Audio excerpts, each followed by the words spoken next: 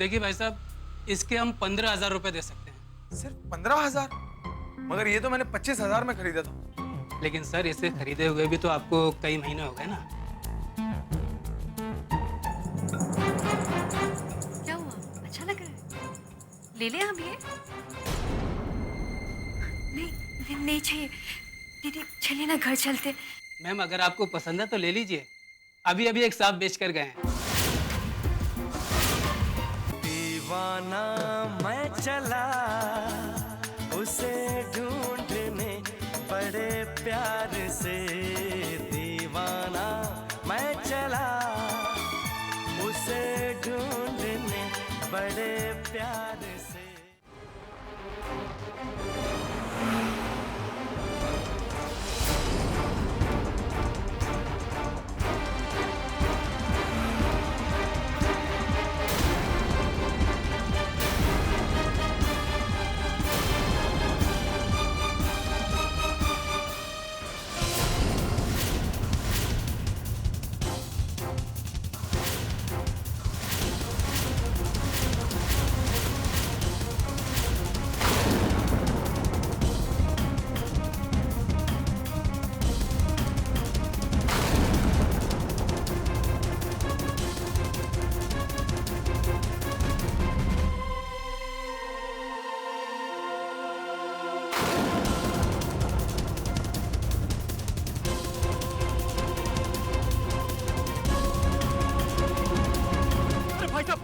भाई साहब क्या हुआ? यार क्या कर दिया आपने? पता नहीं, हमारी गाड़ी सामने आ गई, पता नहीं हमको।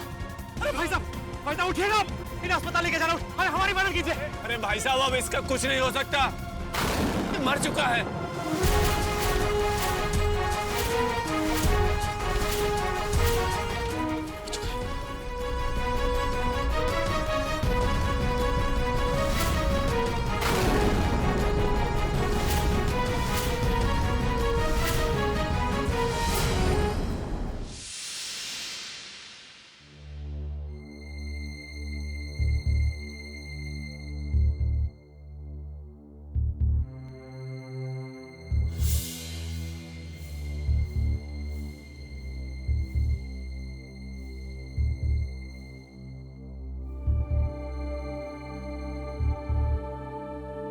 दीदी, आपने मुझे बुलाया? इन्हें फोन लगा रही हूँ। सिग्नल ही नहीं मिल रहा आदित्य, क्या करूं मैं? इन्होंने कहा था कि वहां पर सिग्नल कम होता है, लेकिन फोन लगाने से तो ऐसा लग रहा है जैसे सिग्नल है ही नहीं। एक बार भी बात नहीं हुई इनसे। पता नहीं कहाँ पहुंचे हैं, कैसे हैं, किस हाल में, कुछ समझ नहीं आ रहा है। एक तो यहाँ से निकलते हुए इतनी देर हो गई थी, इसलिए मुझे बिल्कुल पसंद नहीं है जब ये रात को सफर करते हैं। दीदी, आप परेशान मत होइए, अमर भैया ठीक से पहुंच गए होंगे। अगर पहुंचे तो फिर फोन क्यों नहीं किया इन्होंने? दीदी, अभी तो आपने खुद ही बताया ना कि वहाँ नेटवर्क की प्रॉब्लम है, तो हो सकता है कि वो फोन करने की कोशिश कर रहे हैं, मगर शायद लग नहीं रहा हो सकता है, पर क्या करूं अदिति? जब तक कि अपने मुंह से नहीं कह दे कि बिल्कुल सही सलामत है, मुझे चैन नहीं मिलेगा। मैं ऐसी छटपटाती रहूंगी। प्यार भी अजीब होता है अदिति, कभी असीम सुख देता है तो कभी बेशुमार दुख देता है। जिनसे आप प्यार करते हैं उनकी छोटी छोटी बातों पर आपकी जान अटकी रहती है, जैसे कि आपका खुद का तो कुछ रह ही नहीं जाता। जो भी होता है सब दूसरे का हो जाता है। क्या ऐसे ही होता है प्यार?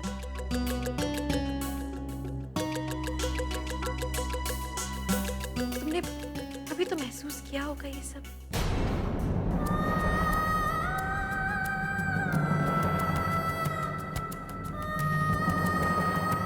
दीदी, आपने कुछ दिखाने के लिए बुलाया था ना? हाँ, आई एम सॉरी, मैं भूल ही गई थी कि तुम्हें कुछ सामान दिखाना था। आओ दिखाती हूँ। हमने अपनी आंखों से देखा था सब, उसमें उस लड़के की ही गलती थी। हम सबने उसे बहुत मना किया चलती गाड़ी से नीचे उतरने के लिए। हाँ जी साहब जी, हमने भी देखा था। हाँ साहब जी, हमने भी देखा है, गलती इन साहब की नहीं थी, वो छोरा खुद ही जल्दी में था। मैंने भी देखा जी। ठीक है, तुम सब जाकर बाहर बैठो, इंस्पेक्टर साहब कंडक्टर जी से बात कर लेंगे। सारे रास्ते सबको हंसता हंसाता रहा, घर पहुंचने की बहुत जल्दी थी साहब। कह रहा था घर जा रहा हूं शादी करने के लिए।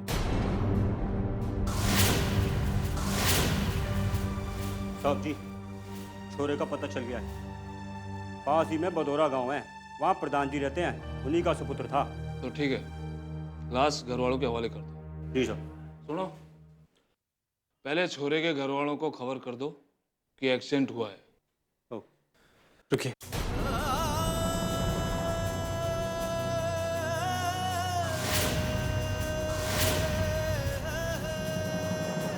उसके घर हम जाएंगे। गलती हमसे हुई है, हम जाएंगे।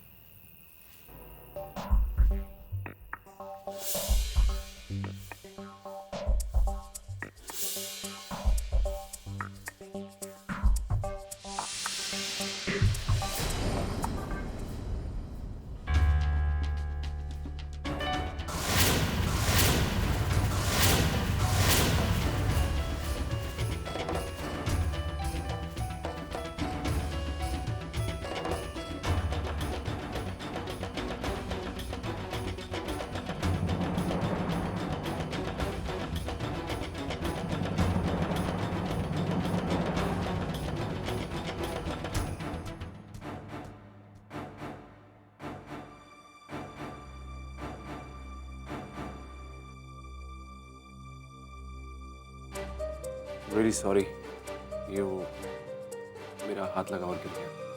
कोई बात नहीं, जिस सिंदूर का मांग में सजना ही झूठा है, उसके रहने या गिरने से क्या फर्क पड़ता है। और वैसे भी ज्यादा दिन के बाद इसकी जरूरत नहीं पड़ेगी। आप रहने दीजिए, मैं साफ कर लूंगी।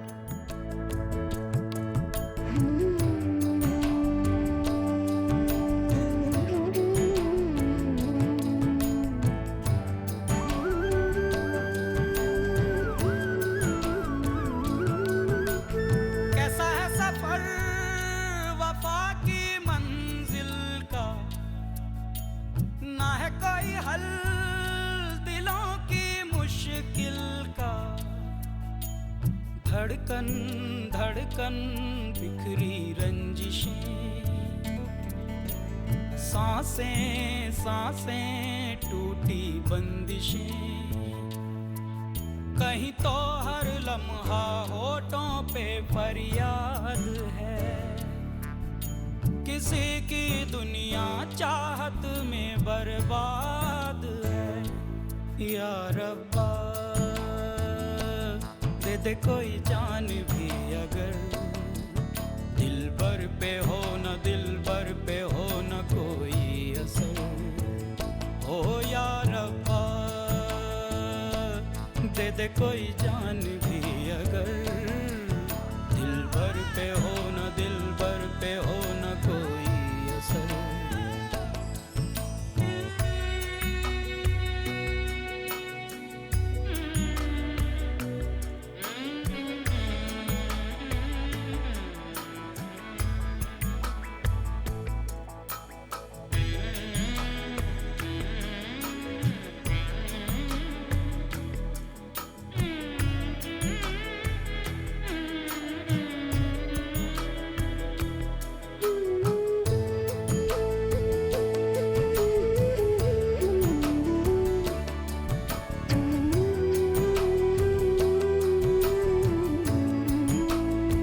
अदिति के शब्दों का ऐसा असर क्यों हो रहा है मुझ पर?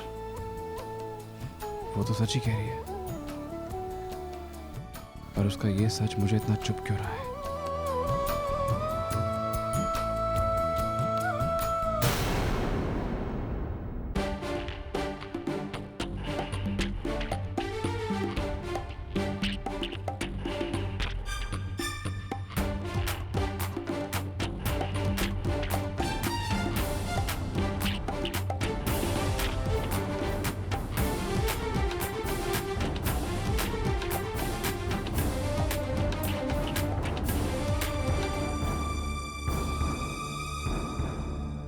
प्रधान साहब का घर, प्रधान साहब का घर आगे जाके दाएं मुड़ जाइए भाई साहब।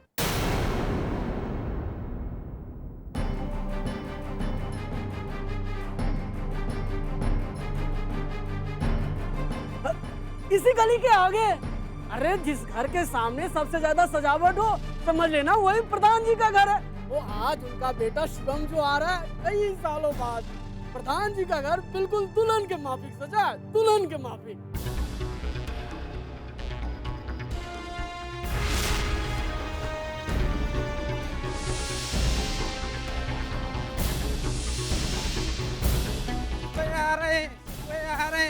आ रहे।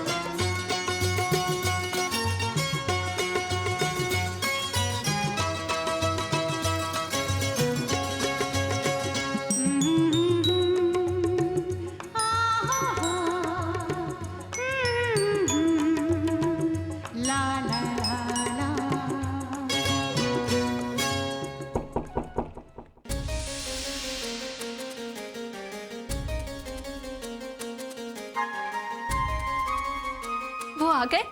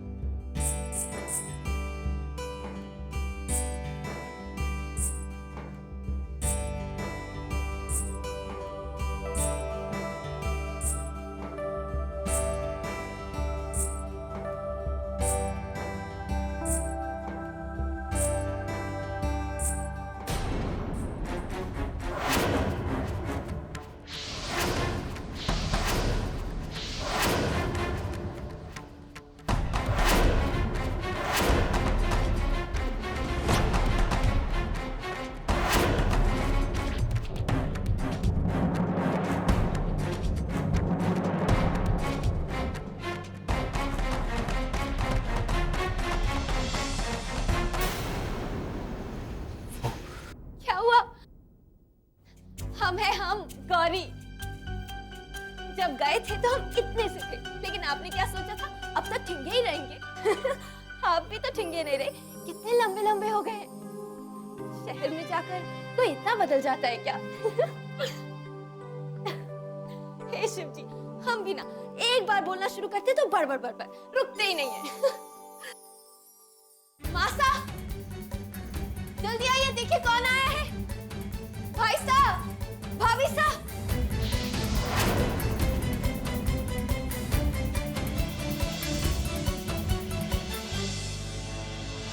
भाई साहब, भाभी साहब, वो आ गए।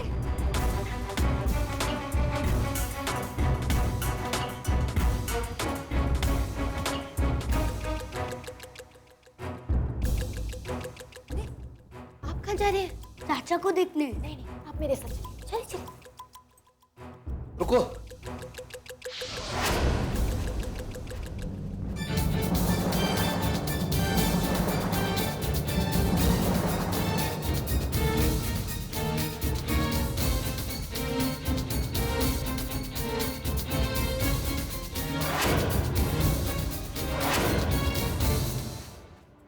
साल 12 सालों के बाद तुम्हें देख रहा हूं।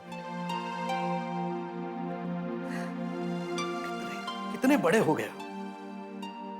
मेरा मन तो करता है अभी इसी वक्त तुम्हें गले से लगा लूं। बहुत इंतजार किया है इस पल का बेटे। कैसे बताए इन्हें कि अब इनका बेटा कभी नहीं आएगा, कैसे सामना करे इनका। पर बताना तो होगा ही, अपने किए की क्षमा तो मांगनी होगी किसी भी हालत में। वैसे हम तो गौरी से ही आरती करवाने वाले थे, मगर वो चली गई होगी दौड़कर अपने शिव जी के पास। उनका धन्यवाद कर दे, मैं जो वापस भेज दिया उन्होंने।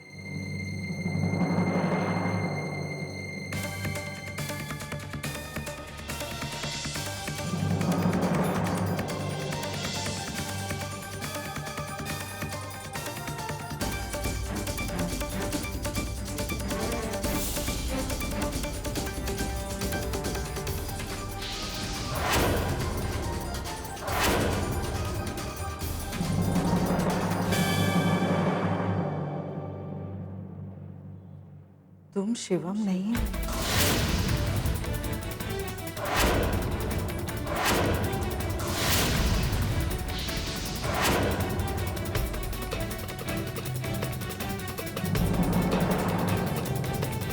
ये तुम क्या कह रही हो? शिवम नहीं तो और कौन है? माँ कभी गलत नहीं होती।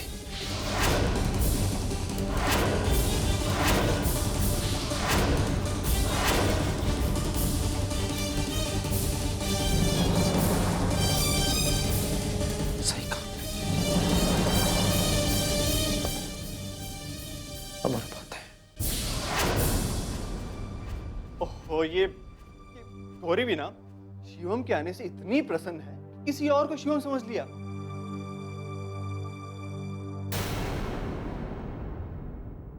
हमारी गौरी को माफ कर देना।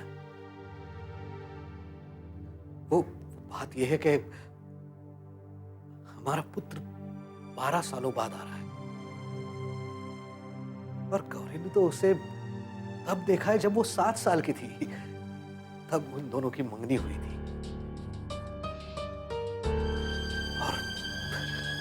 और 12 सालों में तो सब कुछ बदल जाता है। तो यही देख लो कि हमने भी धोखा खाया, सिवाय शिवम की मां के। हमने तो बिना कहे ही जान लिया सब।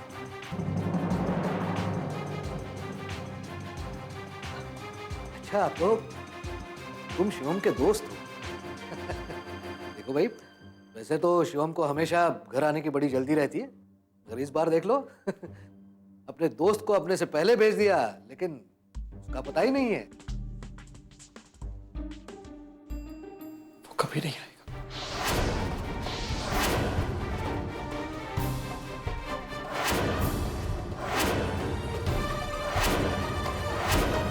मतलब आपका बेटा नहीं रहा।